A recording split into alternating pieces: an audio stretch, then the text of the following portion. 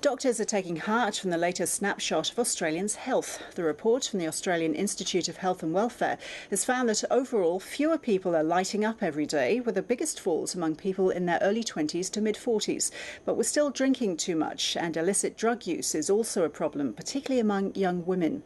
Brent Diverty is a spokesperson for the Australian Institute of Health and Welfare, and he joins me now from Canberra. So, Brent Diverty, let's start with the good news. The message about smoking seems to be getting through.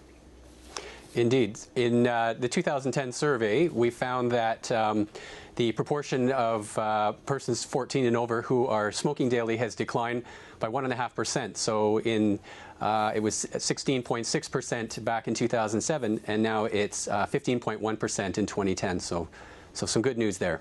But when it comes to alcohol, most people are still drinking too much. What's the picture?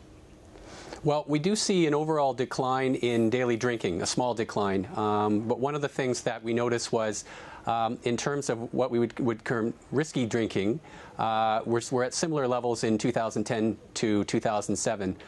In particular, about 1 in 5 people, 20% of people, drink at levels that may cause them long-term harm. This is defined as having more than 2 standard drinks per day. And additionally, about 28% of people engage in drinking 4 or more standard drinks in the same occasion at least once a month. And that's a similar level from 2007 to 2010 as well. And one area that's seen a sharp rise is cocaine use among young women, which is up 60%. That's a staggering increase. In the female 20 to 29-year-old age group, we did see a sharp increase in cocaine use from the last survey.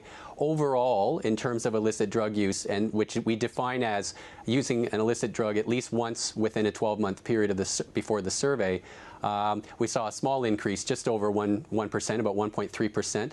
But this particular group, we saw quite a higher increase than we had last time. And you also asked people where they sourced their drugs from. What did you find? Well, the interesting thing, largely for illicit drugs are provided by friends or acquaintances. What was interesting around cocaine specifically and females 20 to 29 was a sharp increase, about a 3-fold increase in the proportion that are sourcing their cocaine from a dealer. So it's still overwhelmingly about 80% friends and acquaintances, but we've gone from roughly 7% to about 21% sourcing from a dealer. Brent Diverty, thank you. My pleasure.